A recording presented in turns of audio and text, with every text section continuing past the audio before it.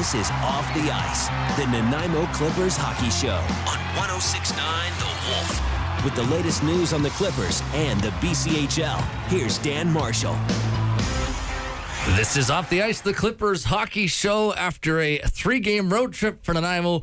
1 loss to start it off, but 2 wins to end it off. And yesterday afternoon, a 5-2 win in Coquitlam. The magical 50th goal of the season for Clippers forward Sheldon Rempel, not to mention the 90th point. It was a very special Sunday for the Clippers, to be sure. We'll talk about that. Lots of other things to get into with the head coach and general manager of the team, Mike Vandekamp. Also, forwards Chris Dodero and also Gavin Gould will join me in the second segment, and we're going to play a game. It's called Who Am I? And we're also going to talk hockey with those two guys as well. Clippers captain Devin Brasso, some of his comments from the weekend. You'll hear those as well. And hoping to hook up with Daryl Major, the color voice of the Nanaimo Clippers, too, near the end of our show today. But let's start off with the head coach and general manager of the Clippers, Mike Vandekamp. Oh, before we get there, Joe's handing me the look there that says, hey, it's my turn to speak. Don't forget about trivia. We have hockey trivia as well.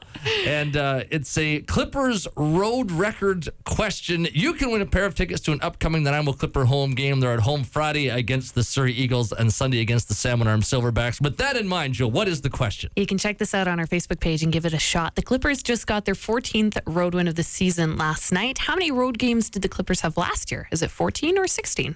So last year they had an excellent road record, but did they win 14, the same as they have now? Or was it 16? Something to ponder, and we'll take the correct answers, put them all in a pot, and we'll choose somebody to win a pair of tickets at the end of the show. Just go to our Facebook page to do that. Mike Vandekamp, it's hard to talk about anything else off the top, but a milestone, 50 goals for Sheldon Rempel yesterday.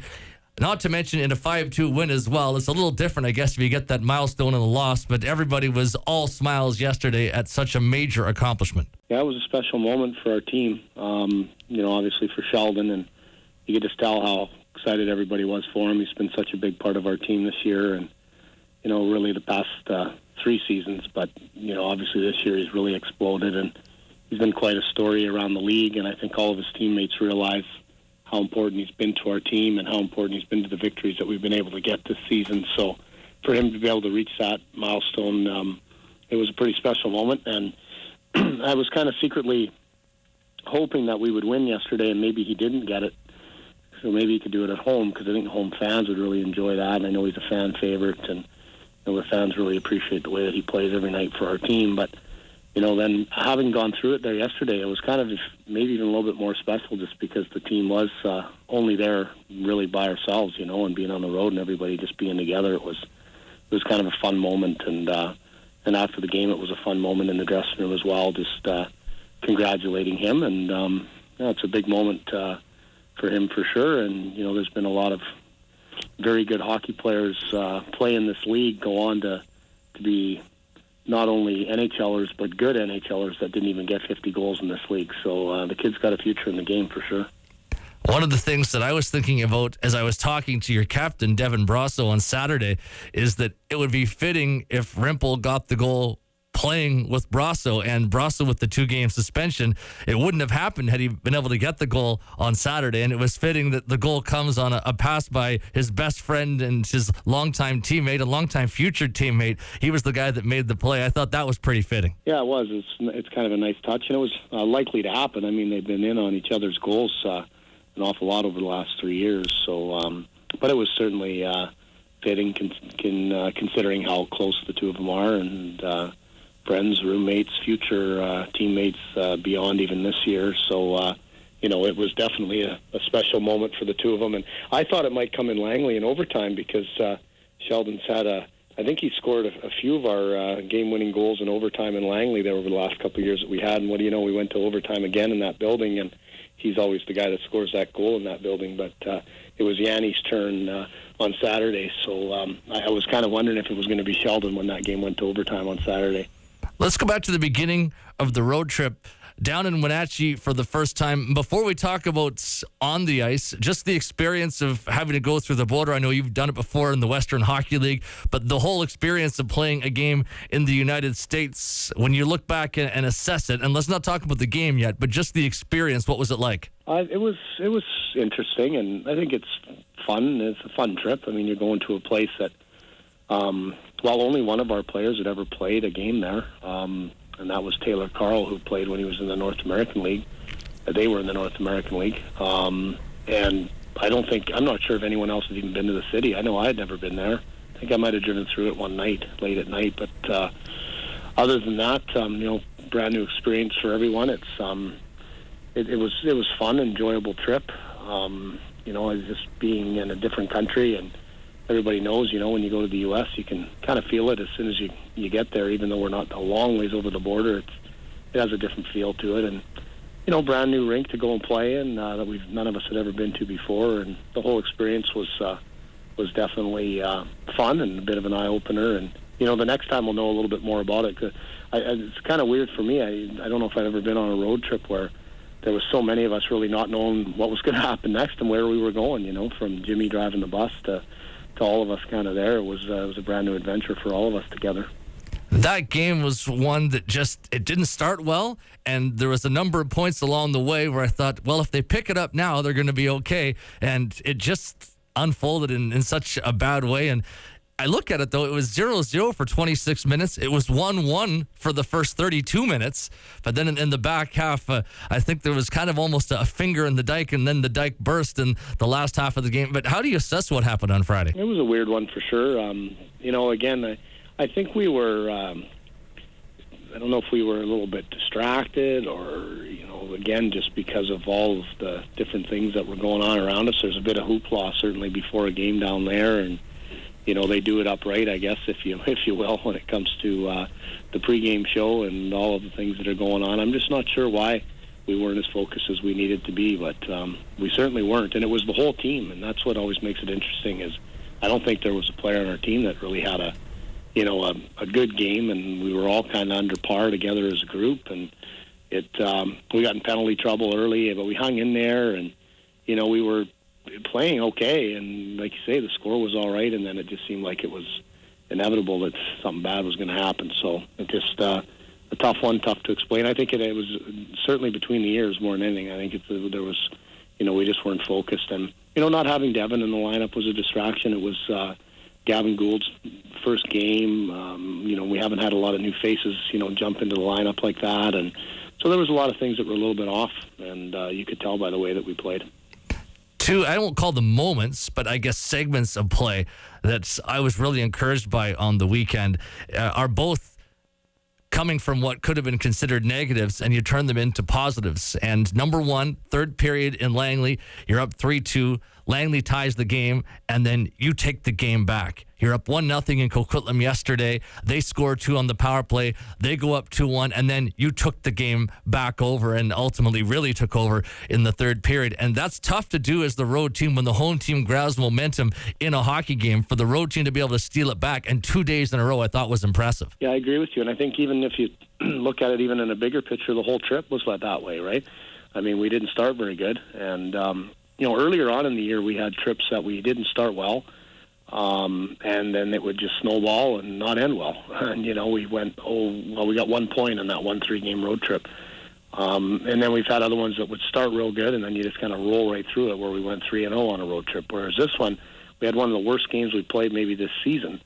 And all of a sudden we get into Langley 3:30 in the morning, and we got to play at 6 o'clock at night, and then followed by a 2 o'clock game the next day on the road.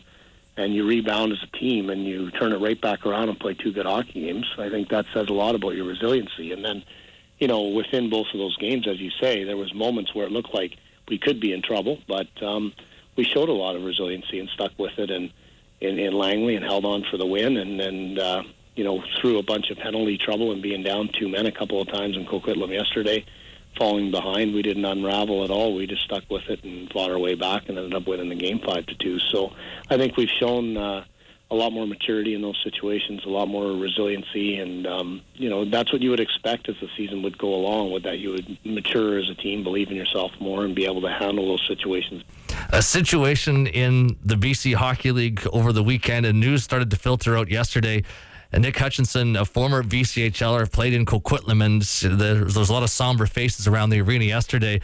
Passed away at Geneseo State University. He was only 24 years old, and a lot of people in the league remember him, and certainly our condolences here at the Wolf. And I know condolences from the Clippers going out to his family, but just a bizarre situation to have to deal with. And I just thought today, boy, we get so wrapped up in the BCHL, and it's your livelihood and it's my livelihood too, but that really kind of puts hockey in perspective when you hear a story like the one we heard yesterday, doesn't it? Well, it's extremely sad. Especially I didn't know the young man personally, but and I'm sure that some guys on our team may have, and I haven't had a chance to talk about it because the news kind of came out when we got home last night. But it's terrible and tragic, especially just some of the things that I'm hearing and reading about the type of person that he was. That's the thing is, he's a typical good Canadian junior hockey boy, right? I mean, that's really what you've got there. I think that guy that everybody is describing right now, whether it's on Twitter or online or on television, is that guy that we all work with all the time. These guys are good kids, right? They're good students, they're good people, they're good teammates. He's out fighting fires all summer long, basically putting his life on the line, and you just tell by the guy, just in the pictures, the smile that he had on his face, and we work with those types of kids every day. So for a kid to head off to school like that, and for something that tragic to happen, it's awfully it's emotional, and it's sad to imagine what his family's going through. So it's certainly a tough time, and our condolences, certainly mine personally and ours from our team, certainly go out to his family, that's for sure. Coach, I appreciate your time as always. We'll chat again on Friday. Thanks a lot, Dan. That's the head coach and general manager of the Nanaimo Clippers, Mike Vandekamp. When we come back, we'll be joined by Gavin Gould and Chris Dodero on Off the Ice. Back at Off the Ice, the Clippers hockey show, joined by Chris Dodero and Gavin Gould. And we'll talk to Gavin Gould for the first time ever on our show. Chris has been on before, and we'll start with Chris, the veteran, who's been here a while. Chris, those weekend road trips, the games just keep getting closer together. 7:05 to 6 to 2 o'clock yesterday afternoon. What was your fatigue level like? We had a long weekend there, 3-3. Legs get real tired there. You just got to find a way to get through, and we bounced back two strong games there, and we managed to pull out there. I talked to the coach about it. I know you guys were in the other room hearing some of his comments, but Friday night, how do you put into words what happened? It was just one of those nights that didn't start well, and it never finished well either. Yeah, I thought we could have played a bit better. Maybe we were just a little maybe nervous playing a new rink. Pretty cool atmosphere there in Wenatchee.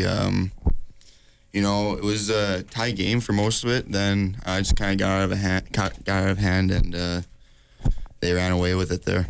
Is the atmosphere there similar to a lot of other U.S. rinks in Junior A? Because you have a lot of experience. Is that unique in Wenatchee, or is that the way it really is around the country? That's what it usually is there. But yeah, pretty similar to what I'm used to. So it was still very fun to play in.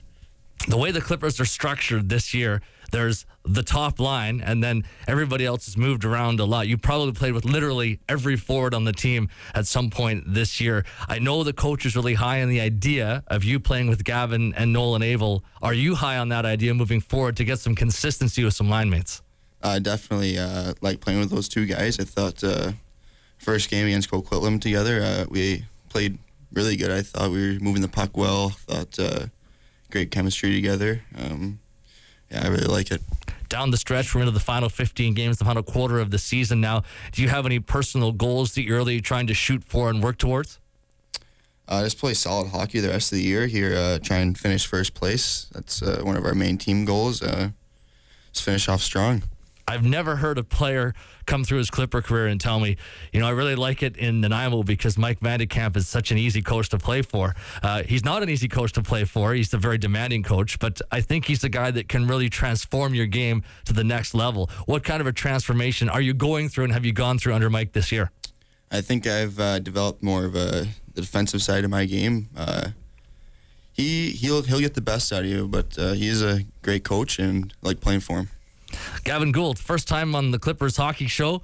Welcome. And before we get too deep into the hockey this weekend, let's hear a little bit about your hockey background. Lower Mainland guy playing with the Merritt Centennials. So take us through your path to get to the BCHL and ultimately to get here to Nanaimo. Well, I grew up in North Vancouver playing out of North Shore Winter Club. And then throughout all the way through till Bantam and first year midget, and then made major midget with the Northwest Giants. Played 1 year there when I was 16, grade 11, and got a chance to play for Merritt in my grade 12 year, 17-year-old year, and just stuck there until halfway through this season. I ended up in Nanaimo.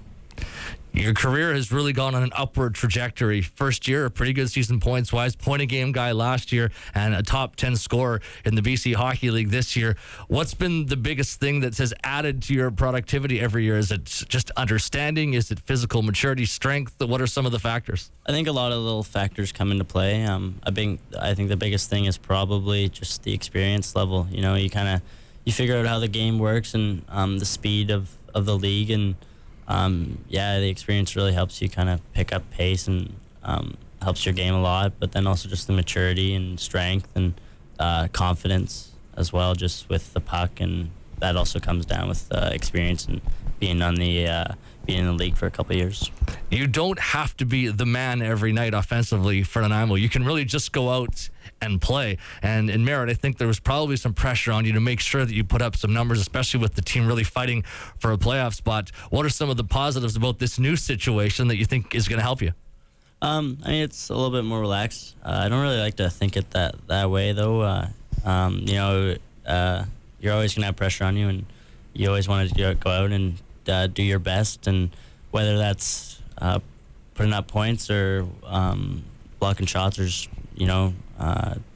playing a good game. Doesn't really matter, no matter where you are. But yeah, no, it's nice to be a little relaxed and not having that much pressure on to really produce a lot. But in the end, I'm still trying to do the exact same thing that I was doing in Merritt, and clearly that's what I was brought in for. So just going to try to keep doing the same thing. You got a little bit of time to play with Sheldon Rempel because of the Brasso suspension. What's he like to play with? He's such a unique hockey player. I imagine it's a bit of an adjustment. Yeah, he's something else, that's for sure. He's quite the player, and so skilled and sees the game in a different way. And a lot of guys don't see it like he does, and so it's definitely, he's a special player to play with, and it was pretty cool experience. What do you think about the trio, yourself with Chris here and Nolan Abel? What do you think about that trio is going to allow you to have some success as the Clippers' so-called second line?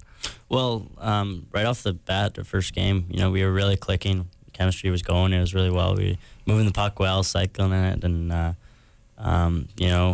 for first game and stuff like that, it was nice to see. That doesn't happen very often. It's pretty hard to jump in with new guys, new line, but it was clicking well, and so that's nice to see, and it can only go up from here.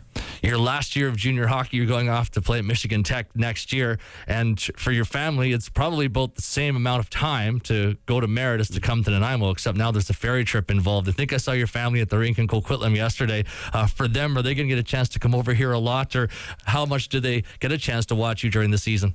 They especially with it being my last season, they tried making it out a lot to Merritt and watching my games, and especially all the games I played down in the mainland. And so I believe they're going to try to come out a couple times here, and especially when playoff hits, they'll definitely come out for that. And I believe they're coming out this weekend, which will be nice to kind of show them the first game in the Frank Crane, and just excited to play in front of them. I was talking to Devin Brasso, and we brought up a bit of a history that you had with the Clippers' top players from earlier this season, and he said that some fences had to be mended a bit in your first few conversations. So maybe elaborate on that, because you were a guy that I don't think was very popular with some of the Clippers' top players when you played in Merritt. Definitely. I like to stir the pot a bit out there. Kind of get the game going, and so last time played in Nanaimo, obviously Dev and Remps being the top guys, you want to kind of get under their skin, just trying to do whatever they can to take them off their game, because other than that, they're going to be very effective. And so, yeah, no, came here, kind of remember the past for sure. That was kind of the first thought. And but no, it's all good now. And now they get to see it from the other end of the stick. So when you first found out you were heading here, was part of your reaction, oh, great, I have to go and try and mend fences with these guys? Yeah, it was make some amends for sure. I mean, it's all on the ice, right? So when it gets off the ice, it just kind of washes over. And but no, the guys were really welcoming, and it's been good so far, and having a good time.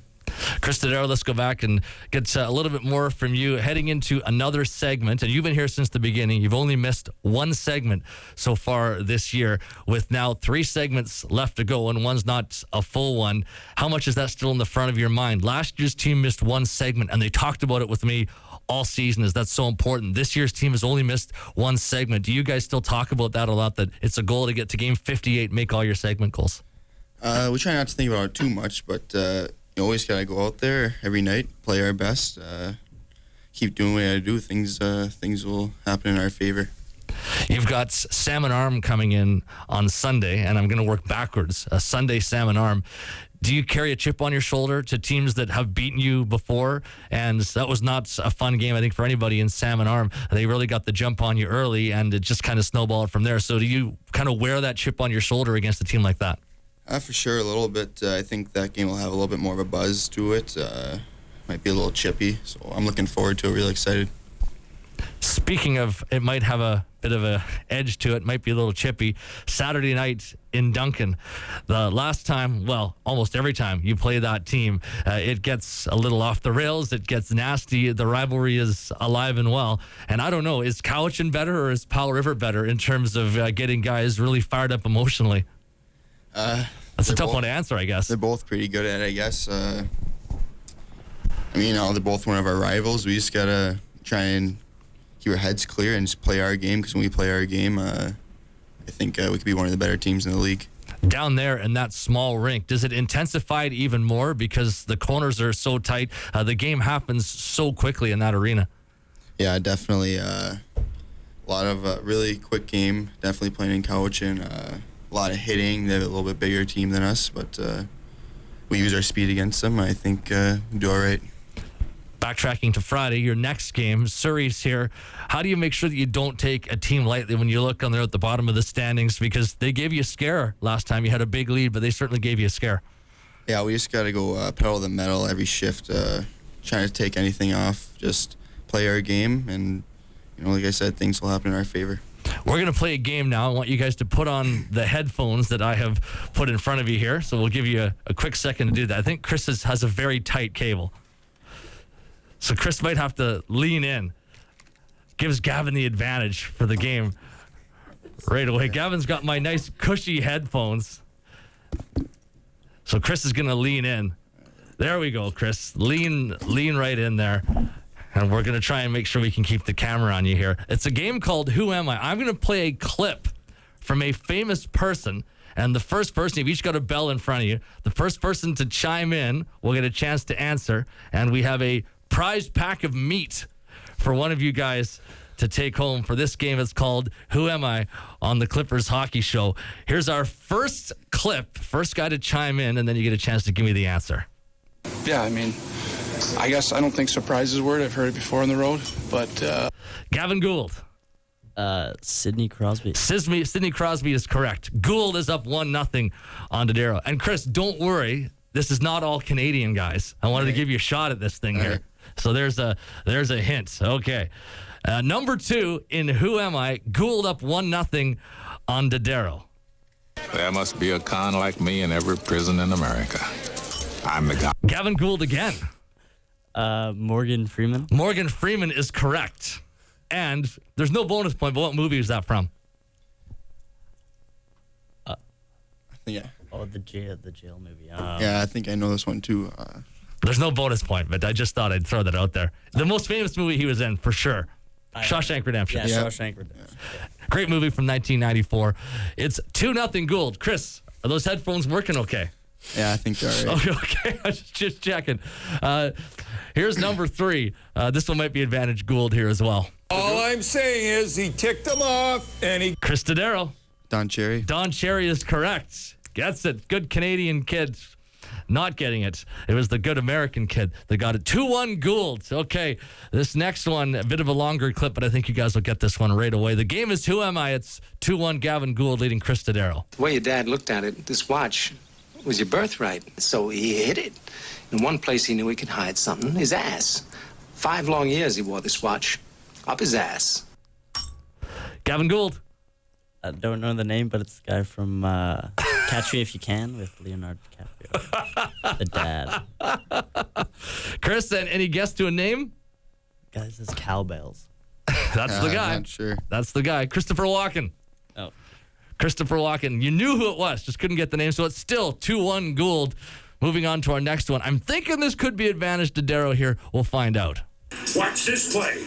Matt Shaw, Houston, doink, doink, doink, doink, just like we designed it. Kevin Walter, touchdown. The hint is, boys, this is not a hockey reference. It's a football reference. Oh. Now Chris knows who it is. Can you get the name, though, Chris? One of the most famous football commentators of our time. I know who he is. I just can't think of the name right now. 3, 2, 1. He could go all the way. Chris Berman. There we go. Still 2-1 Gould. And we have a couple left. Chris, you're still in this thing. Next clip. Mr. Speaker, I appreciate the constructive Chris Dodero. Barack Obama. Barack Obama is correct. It's 2-2. The final one. Are you ready? This is overtime. This is game 7. This is the 7th clip. It's Dodero v. Gould. They're line mates, and they're not thinking about being on the same line right now. They're thinking about taking home a meat prize pack. Here we go. Or managed to puck a lot more smartly, had a better forecheck. Gavin Gould. Vandy. Vandy is correct. Congratulations. You are the winner. It's actually a processed meat prize pack. There you go. You're allowed to share if you want. Original and sweet beef jerky. Oh, what a gentleman. What a gentleman. Sharing his processed meat prize pack with his teammate Chris Dodero. Guys, thank you so much for coming on the show. But let's get into our trivia answer about the Clippers road record. Joe D, give us the question, the answer, and the winner. Yeah, they just got their 14th road win of the season last night. So how many road wins did they win last year? We asked 14 or 16. Answer was 16. And Evan Mostel, congratulations for getting that right on our Facebook page. 16, very attainable for this year. The Clippers have another chance to get a road win coming up on Saturday when they play the Cowichan Valley Capitals. Wanted to share this. The Clippers back on the top 20 national rankings, sort of. An honorable mention this week. So they're just outside the top 20 in the national rankings. I think they were the second team listed on the honorable mentions. So, and Nanaimo considered one of the top 25 teams now in the country. And the Clippers Off the Ice Hockey Show continues just now. 7 more, Joe. We're just about done heading towards the playoffs. On behalf of Joe, this is Dan. So long from Off the Ice. You've been listening to Off the Ice, the Clippers Hockey Show. Join us again next Monday night at 7 on Nanaimo's Rock 106.9 The Wolf.